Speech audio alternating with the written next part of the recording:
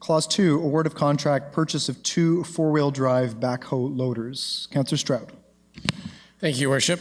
So we have the report here. It's one pager, and I have a couple questions to staff about what's in the report and what it means to us here. So replacement of 2 four-wheel drive backhoe loaders. The recommended bid would be 140,000, just under 140,000 per unit for a total of 279,000. Their diesel is the only thing available. There's nothing electric available, and they're for road repair and also for winter maintenance. So my first question to you as to winter maintenance. So are these the loaders that would be used when the snow is plowed into windrows in the middle of the night on streets to remove? So not just plowing the snow, but removing the snow from streets once it's piled up to the point that it's blocking pedestrians and parked vehicles and so on. So these are used for snow removal where the snow is moved off the streets and disposed of. Is that correct? Commissioner Kidd. Through you, Your Worship, there's a number of uses for these particular units as it relates to snow clearing.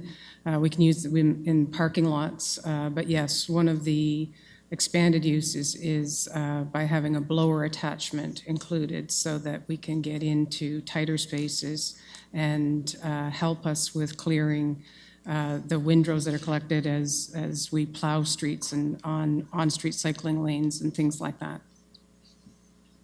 So am I thinking of like those, you might think of it like an orange machine with the big bucket on the front that can go up in the air and that they use, and you said parking lots, I thought of like at the big parking lots at malls and so on, that they can pile up these very large piles of snow because they've got the loader that goes up high and can dump large amounts of snow. I'm still thinking winter maintenance. Is that the kind of machine we're talking about?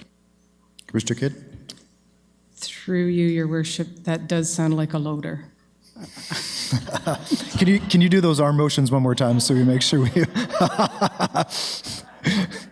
So it's not clear from the report what it is meant by they've fulfilled their life cycle expectations. Does that mean that the old loaders are no longer functional?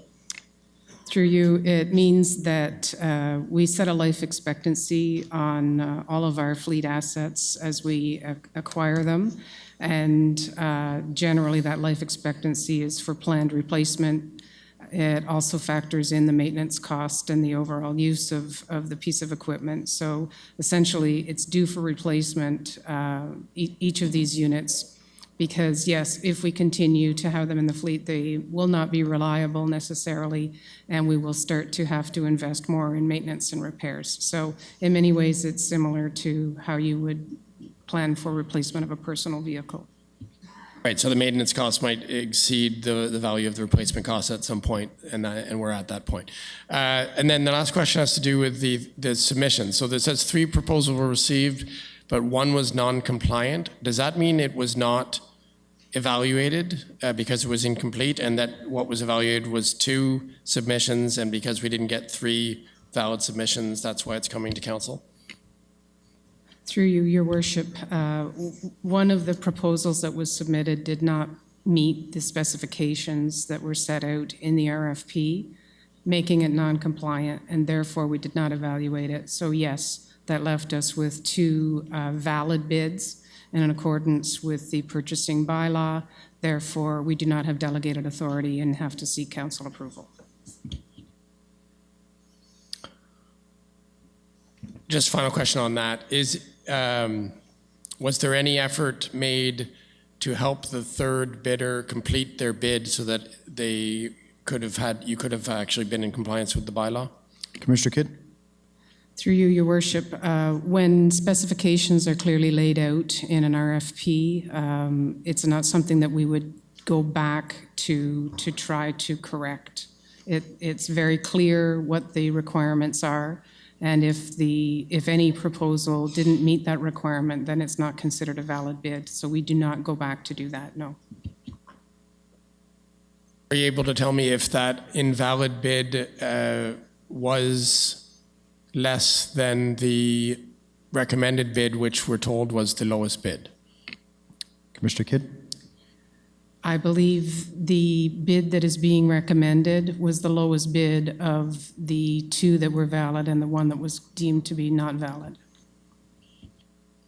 You say that the invalid bid had a, did they submit a price, and how did it compare to the two valid bids? Through your worship, I'm not 100% clear. I know for sure that the unit being recommended is the lowest price of the two valid. It may very well have been the lowest of the three, but again, because it wasn't a valid bid, I don't have that information in front of me at this moment. Happy to provide it through an email if you're interested, Councillor. Thank you. I just want to say that it's difficult to make a decision on an expenditure of this size for two vehicles with the amount of information that's in this report, and I would encourage staff to both try to get the three bids, and if you're close to getting three bids, make an effort to get that third bid into compliance, and also to provide us with more information before it comes to a vote, so that I don't have to ask so many questions. Thank you. Thank you. We will call the vote on Clause 2, please.